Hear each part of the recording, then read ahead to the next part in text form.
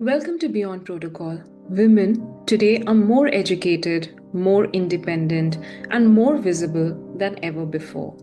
Yet, concerns around safety remain significant.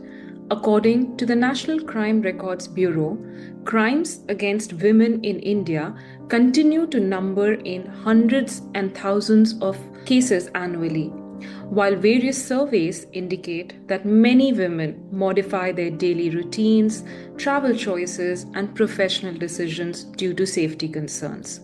Yet, there remains one factor that continues to influence the daily decisions of millions of women today: fear.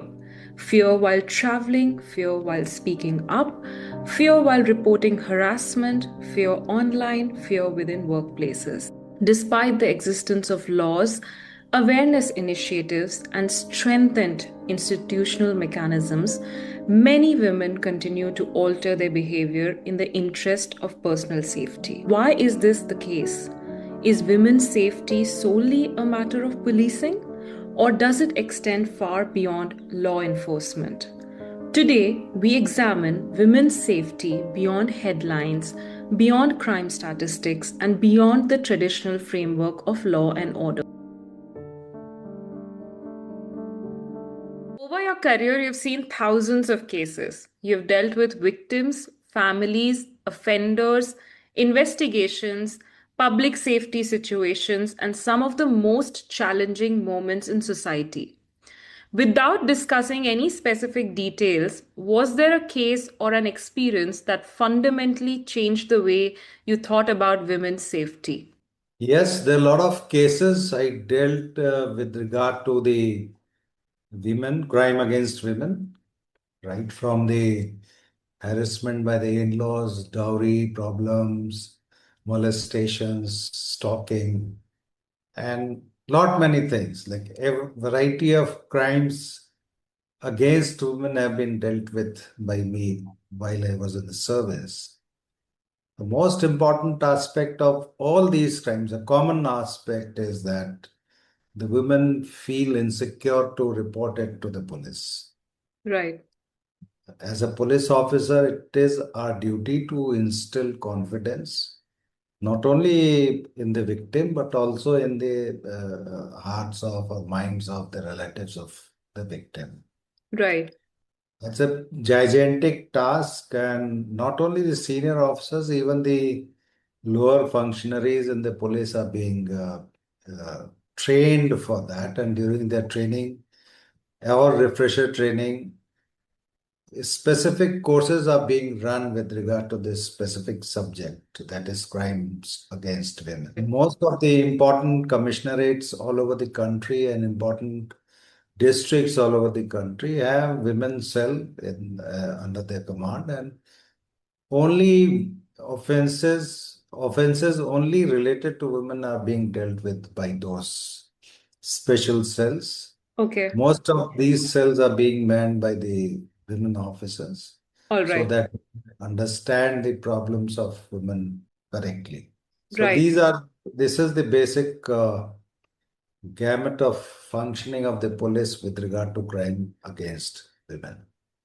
So, is there any specific case which you would like to share, which kind of stayed with you, and you had one of your biggest lessons from that case when it comes to women's safety? One important case which comes to my mind immediately is that one which I handled when I was police commissioner in Surat. What happened in the night of 31st December and 1st January? A girl was gang raped by few Okay, people in area known as Dumas Beach, and it was not reported to the police. I read it in the newspaper because somehow the newspaper people got hint of it, and a big story came out in the newspaper. I asked my officers as to what has happened, why police doesn't know about it, and why I was not informed. right, So the officers told me that there is no complaint in this regard. Now okay, I'll tell you why complaint is important, because any investigation is started on the basis of a specific complaint by a complainant. Right. In this case, they told me that there is no complaint. So I said nothing doing, like if there is no complaint, it doesn't mean that we will not look into this important issue. I Right. asked DCP, who was a lady officer, to start a preliminary inquiry into the newspaper report Right. and submit a report to me as to what exactly had happened, whether the newspaper report is correct or not. So she did the inquiry, and within 24 hours, she came up to me saying that the report is correct. Okay. They have traced the girl, but the girl is not ready to come out and give the complaint. Firstly, because of the stigma attached to it, Right. and secondly, because of the fear. Right. And then I said, then you register a case suo mote on behalf of the police and investigate. Right. She argued that we don't have the complaint, so how can we start on our own report? I said, I'm telling you, your preliminary inquiry report will become the FIR in the case, first information report, and you start investigating at that times. Because inquiry, we don't have the police powers to arrest and interrogate. Right. Once FIR is registered, only then the powers of arrest, investigate, search, seizures are there for with the police. So she did that, and after investigation, after registering of the FIR, we could find out that there were 5 boys involved in the incident, and they had hired an auto rickshaw, and they had committed this heinous crime. They were identified and taken into custody, and whatever scientific investigation is required to be done in this regard, we did it Okay. and filed the charge sheet in 7 days' time. That's We amazing. got time and requested the court to conduct the trial on a priority basis. So within 45 days, the trial was over and the accused were convicted. Right. This entire exercise, the name of the girl was kept confidential. Right. And nowhere in the paper name of the girl or photo of the girl came out. Police also did not disclose the name and the photo. It is illegal to disclose the name Right. and the photographs of the women or the person concerned. So it was a very satisfying moment for us. And court also observed that it is heartening to note that the police on its own started the investigation on the basis of the newspaper report. So Right. court appreciated it. Right. That's So amazing. it was a very professionally satisfying matter for me.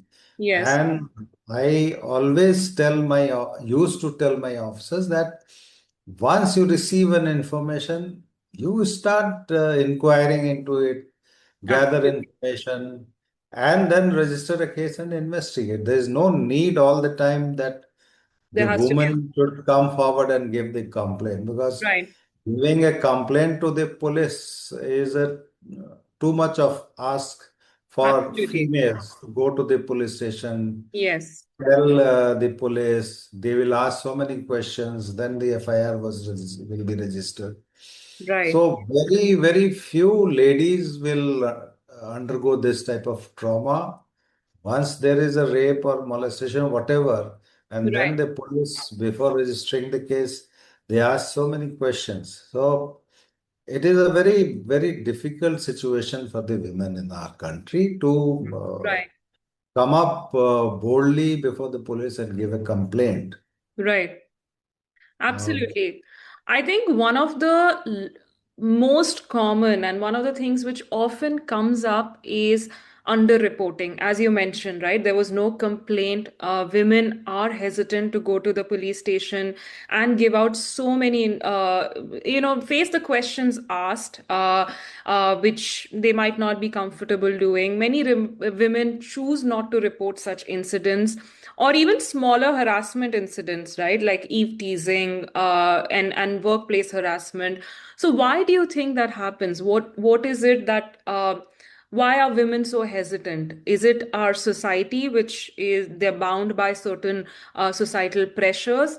Or is it our system which is not adequate enough to cater to the needs of women complaining, without a name, without a picture being taken out, or being comfortable in a situation to give out all information? Basically, there are two reasons. One, as you have mentioned, there is family pressure, society pressure, fear of stigma, Right. and then most of us in our society feel that if such things are reported to the police, the girl will not be able to be married off Yeah. easily. It's basically a societal pressure which prevents a girl to come to the police station or Right. prevents the girl's parents or relatives to come to the police station and report. Right. This Right. is one of the main reasons. And secondly, the Right. fear of reprisals. Right. Like most of the girls, they fear the antisocials, Right. they fear the criminals, and in certain societies, certain rules are such that only women has to suffer. Right. All these things are there, but times are now changing, and people are gradually getting emboldened to at least report to the police Right. or cooperate with the police if police comes to know about such incidents. But still a long way to go. Absolutely. I think with the recent cases around the country, we are seeing that we're still a long way to go. However, what would you like to say to women who may be facing harassment, intimidation, stalking, or abuse, but are very hesitant to come forward, speak to their families, speak to people around them, or even report to the police? I think that's the ultimate step, but they're hesitant. What would you advise them? What would you tell them? I think everybody knows that today the law is such that the police is not supposed to disclose the identity of the victim. Okay. And police is not supposed to tell the media also about the victim or victims' relatives or parents. Okay. So the women should know about it. That Okay. if they go to the police, their identity will not be disclosed. Understood. Now, in relatively minor incidents like molestation or harassment, stalking, if the lady tells the police that please don't disclose my identity and take effective action, police will not, should not. Understood. Right. Yes. And if there is a fear of police in the mind of ladies, then senior formations are there. In cities, there are ACPs, DCPs, joint CPs, additional CPs, special CPs, police commissioner. Right. They should feel free to go to them. Absolutely. Another alternative is if they don't want to go to the police station or the office of the police officer, then they can write a mail Yeah. to the senior officers and request for an investigation or inquiry. Online complaints are being registered, FIRs being registered. So system is changing now. It's a Absolutely. digital world and government allows registration of FIRs online as well. Right. And senior officer, I must tell you, every senior officer always keep a tab on the online complaints and see what actions are being taken by the local police. Understood. I'll add another thing here that make calls on 112. Okay. Earlier it used to be 100. So most of the cities, these 112 calls are being recorded Right. and then it is transcribed automatically as per the system and goes to the senior officers and accordingly the police machinery is activated. Right. So by sitting at home, they can make a call to the control room. And, Right. it's all recorded and the internal system is like that. If a call has come, It is recorded, it is transcripted.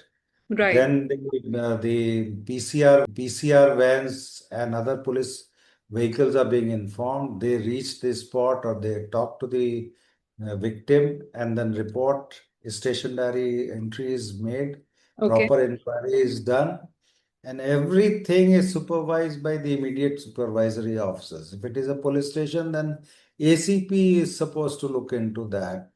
What happened to those stationary entries and all.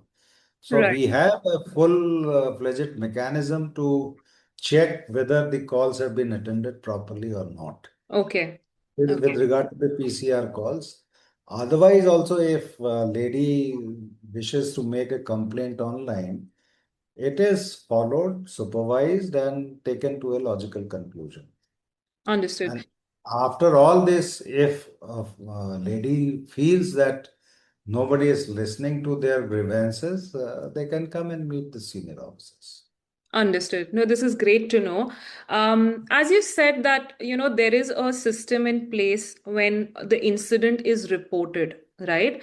However, for the incident to be reported, there are early warning signs, right? In the case of abuse, harassment, it's often a build-up, which kind of leads to the incident or the crime to happen.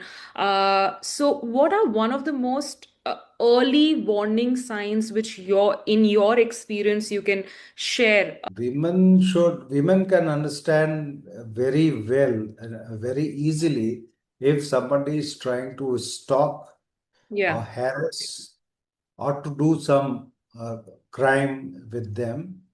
And any crime which is committed, it has to be planned by the criminal and Yes. some time is taken to execute it. So there are some signs which a girl understands very well. Police will not come to know unless it is told to the police. Right.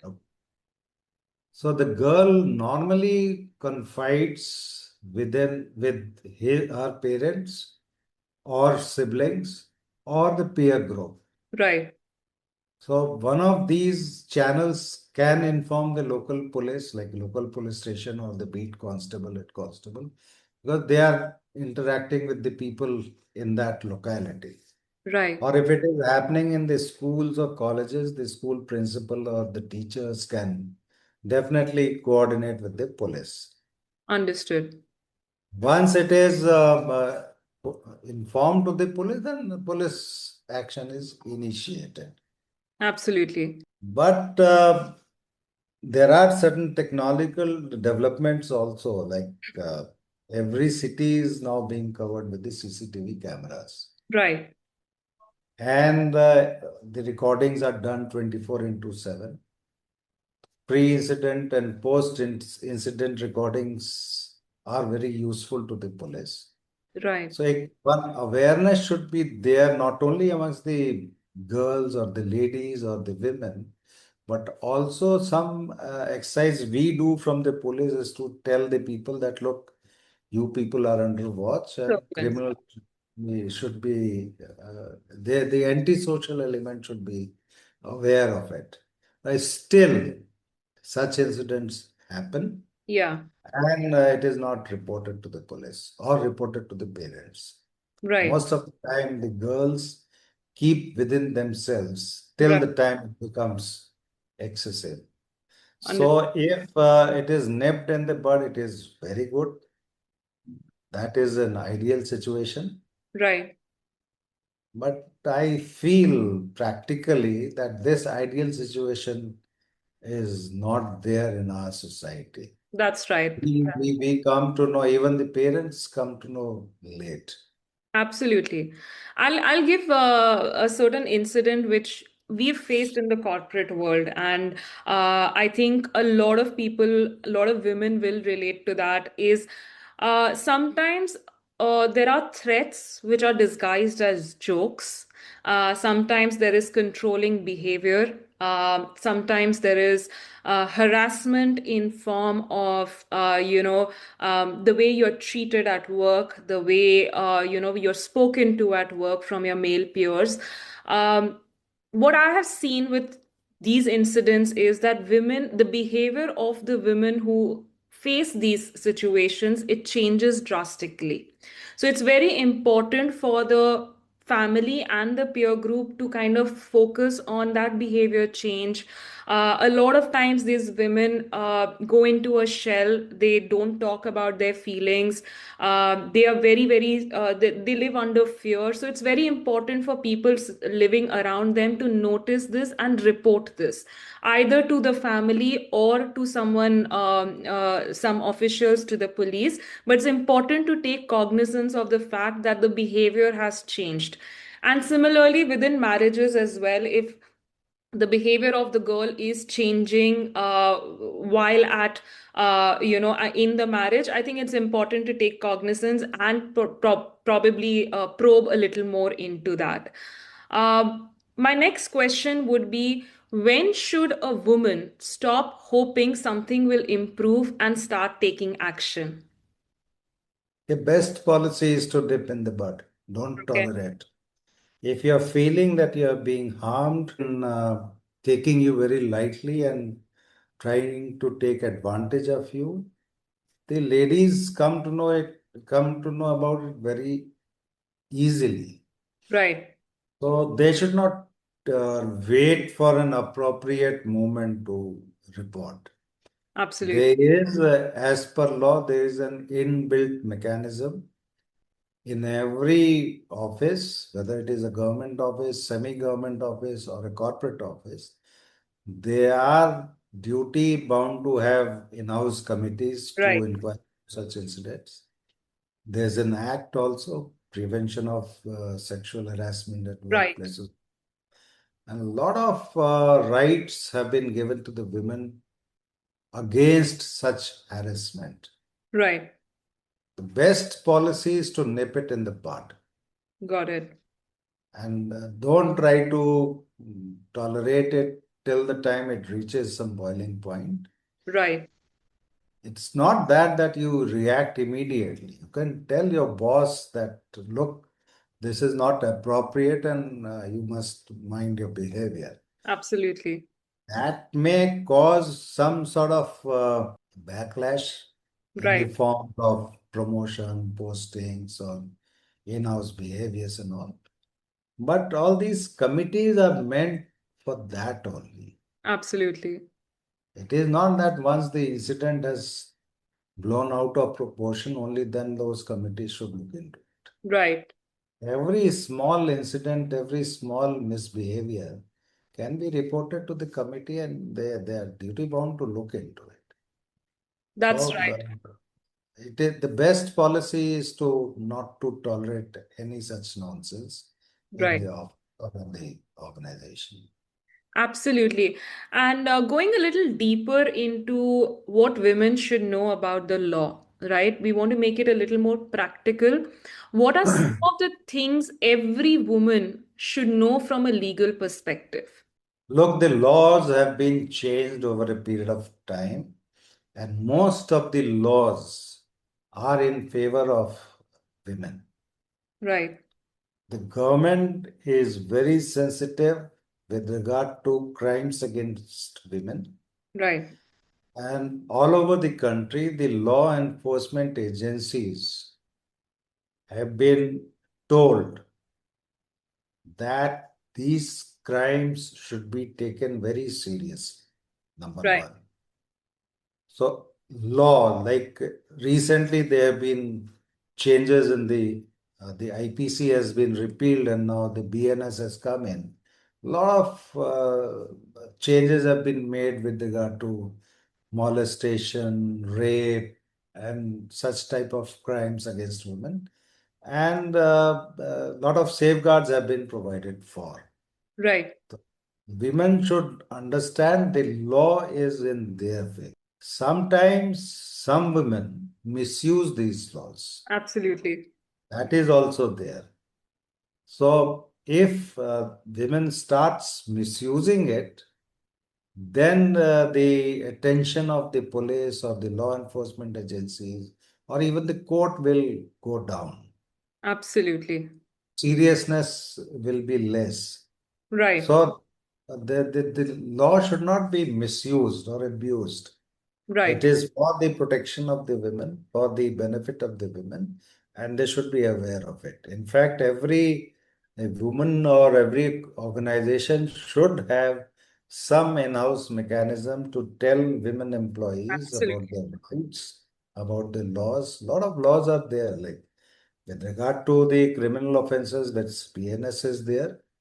But Right. some special laws are also there for against dowry, the law is there. Right. Against sexual harassment in the workplace, there is a law. Right. Like this, there are so many laws, special acts also. So all these things should be told to them. Some in-house training session should be there so that they understand their rights. Absolutely. So, for example, if we take a corporate workplace scenario and say, unfortunately, there has been an incident which has happened, how would a woman go through the process, right? If you can guide people or women right now, that if there's an incident which she wants to report, what should she document? How should she approach the entire situation? And what mistakes does she not make while reporting? And finally, when would the police be involved? Look, right from the beginning, if something is happening to an employee, woman employee, she should keep a note of it Okay. in her own diary.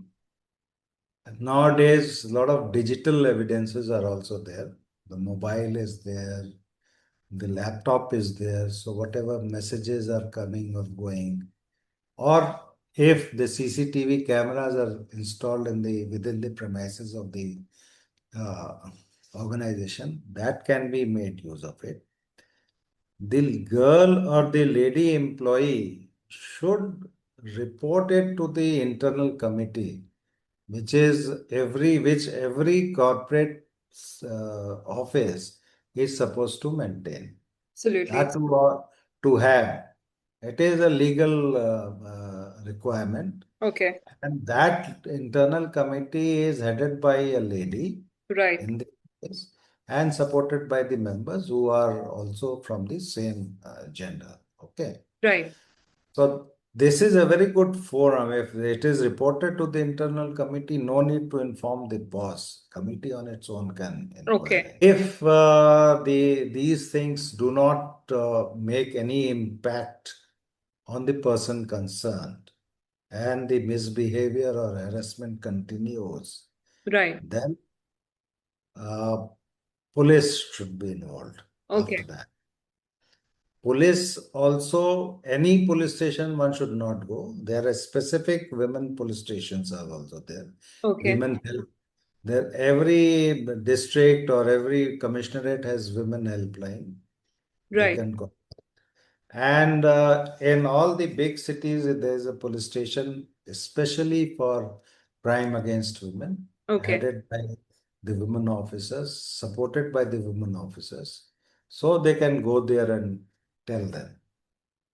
And they should not wait that this is the jurisdiction of my office, I should go to this police station only. Right. Can register their complaint in any police station, wherever it is convenient to them. Right. Now, this law which has been amended, it has come up with this concept of zero FIR. Right. Yes. Initially, it used to happen that if the jurisdiction of the police station is not matching to the complainant's jurisdiction, then the complainant was asked to go to a particular other police station. Okay. But now the law is there. Police is duty bound to register the complaint or FIR wherever the woman goes to for get it registered. Okay. And then it is the duty of the police to transmit to the concerned police station and intimate the lady. Understood. Okay, that is one thing. Another thing is that specific crime against women cell operates in every city and district, and women officers are manning that. They can go to that police station. This is Even in Delhi, if you see, a lot of uh, pink booths are there, right. Yes, especially only for the women. right.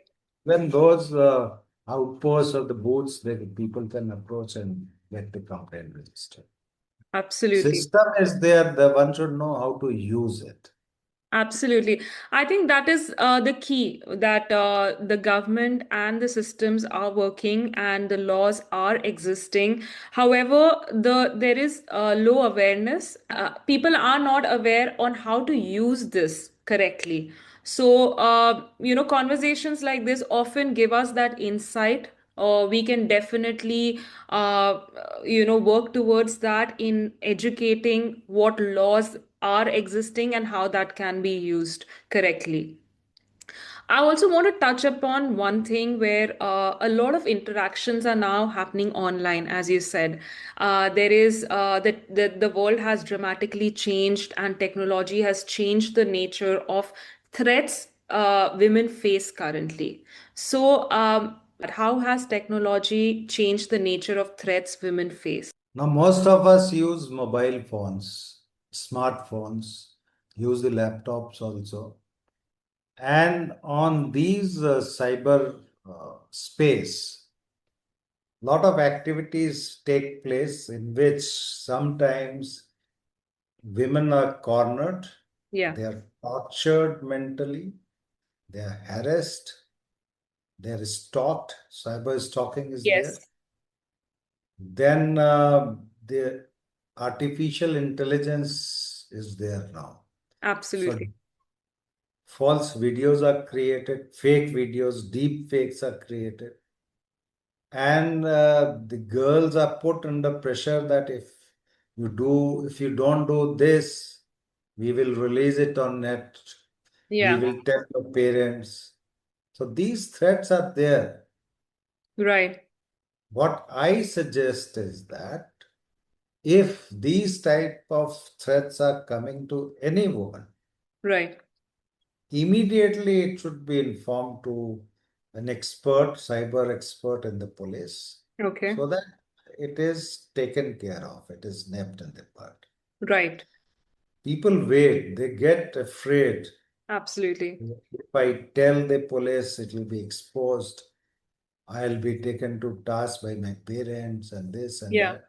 It's a very delicate thing. No Absolutely. girl will like to expose herself Right. before the police or anyone else.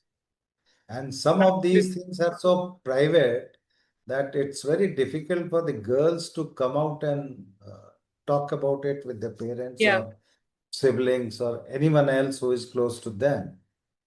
It's a difficult task, but the parents, I must advise, or the relatives of the girl child or females, that if they notice any change in the behavior of the child, Yeah. they should take the child into confidence and try to solve the problem.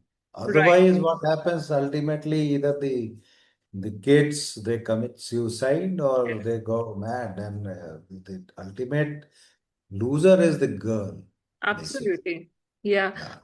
So, what should young women in particularly be aware of in today's digital world when it comes to cyber stalking?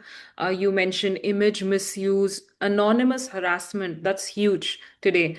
Online intimidation. What should women generally should be aware of in terms of their presence online? And of course, you've mentioned about reporting to police, but what is it that they should be aware of before that? Suppose if you are using the social media platforms, you should have your privacy settings fixed accordingly. Not everyone can communicate with you. Right, Okay. Second thing is that if at all somebody is trying to misbehave online with you, then the best thing is to block right, him and report the matter to the social media site. right, Every social media platform has this inbuilt mechanism right. wherein if somebody is stalking or misbehaving, then they take action technologically at their end. Absolutely. These are the basic primary things which girls should understand and do it. Even if the hacking is there, you will understand this. Absolutely. My site has been hacked, you can report to the website or the social media site accordingly to Right. take an appropriate step. These are the basic things which a victim or the girl should know and do before trying to tackle it otherwise. Understood. And most of the time, what I have seen is the people who stalk or people who misbehave or try to do something, some nonsense online with the girls, they are either known to the person concerned Yes. or closely in that group only, Yes. some disgruntled elements or mischievous elements. So Yeah. the girl or the lady will know that who is doing that most of the Right. time. Right, Yeah. right, right. Now that's true. I think women should definitely protect their digital presence.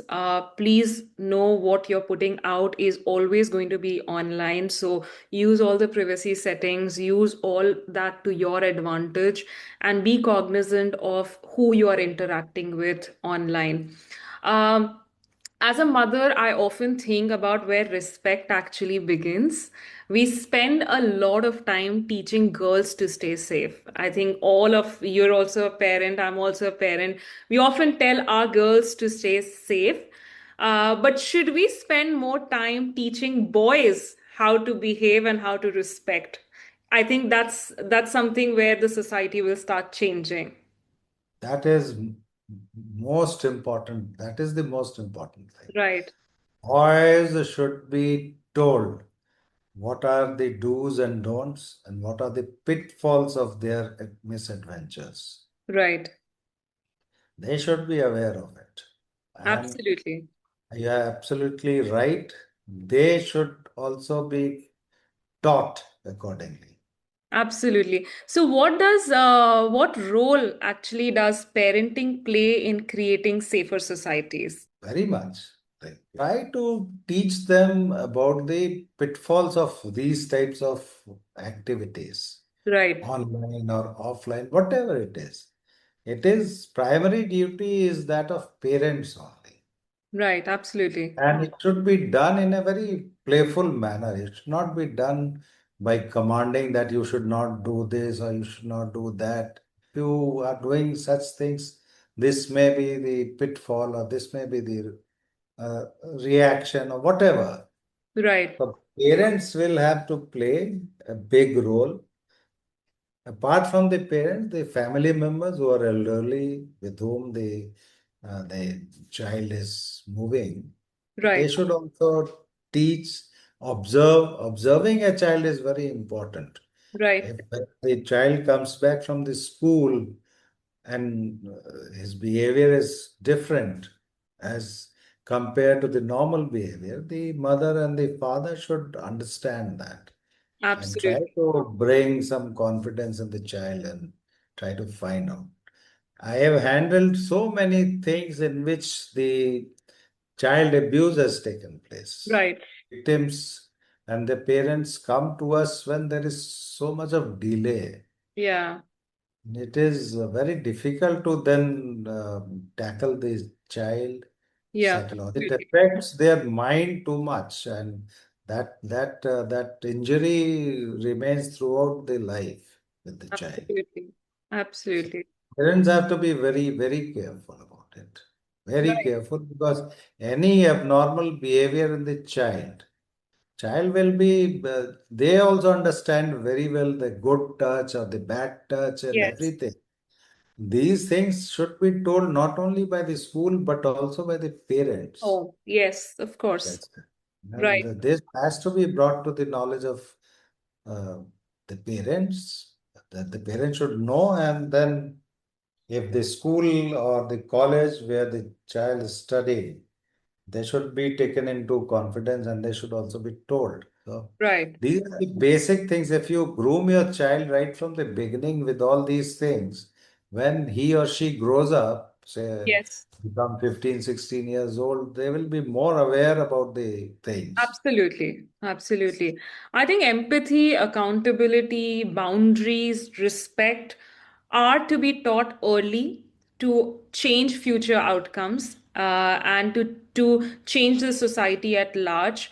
And to know that women's safety is not a law and order issue only, it is a society's responsibility to ensure that a woman is safe while returning late from work or walking on the road alone or even at workplace. Women working late and Yes, coming back home, yes, walking back home, or coming by auto or by taxi, what precautions they yes, should take.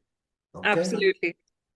Every city, you have a police app in which Yes. there is a panic button. Okay, They should download that. okay. Okay? And then this all the taxis and all those things which are registered with the system has this geotagging That's system right. also. That's right. GPS should be there. So those precautions one should know what is there. Even if suppose sometimes it happens that it is very late and you don't follow those rules or precautions, Right. then keep something in a purse handy, something which Yeah. you can use for preventing an attack on you. When I was working and I used to stay alone in one of the metro cities of India and return very late from work, I think one of the few things which you mentioned I used to follow myself is I used to always be on a call with either you or mom while returning. So, however late that is, um, I would always dial and be on the call while returning. So, Share the live location with your yes, parent. yes, That will be the best thing to do. And we used absolutely. to do it, I remember that. Yeah, And for all, yes, this live location sharing should be there that absolutely. act as a comfort for the parents. The second thing which I think you mentioned and my mom would tell me is always carry, uh, like you said, a pepper spray or a taser or anything which can help you, right? Even a key can help you uh, get away from the situation. Taser is very handy. Pepper Yes. spray taser is very handy, and all working girls should keep it in the bags so that in case of any assault, they can use it. Absolutely. So I had it always in my bag, and I remember that I used to carry it. The third thing while returning late from work, and say, for example, it's extremely late and you are unable to call anybody, call home or call your parents who are in a different city, please have local guardians or friends who can come immediately to you within the radius of 5 to 10 kilometers. Have people who you can call or go to their place when there is an emergency. Always keep their numbers handy, keep them on WhatsApp, keep them on call. Very important to also know your nearest police station. So within your travel route, if you know what are the where are the police stations, at least what you can do is reach that police stations on time and get away from that situation. So as a woman, I think we all faced such situations where we had to take action, where we had to report action, and I think it's important for all of us to know what legal rights we have, where law and police can help us. But much before that, I think it's important for us parents and the society at large to take responsibility of women's safety themselves. We will keep going deeper into such aspects because we're seeing a lot of cases on television now when it comes to harassment, dowry, abuse. We can go deeper into that and understand what are specific laws and how to specifically tackle it when a woman is in that situation. So thank you so much. Thank you very much. Thank you. One thing that stands out from this conversation is that women's safety cannot be outsourced solely to laws. policing, or institutions. Safety begins much earlier in homes, in classrooms, in workplaces, in communities, in the way we speak, in the way we raised our children, and in the standards we choose to uphold every day. Women's safety is not a women's issue, it's a societal responsibility.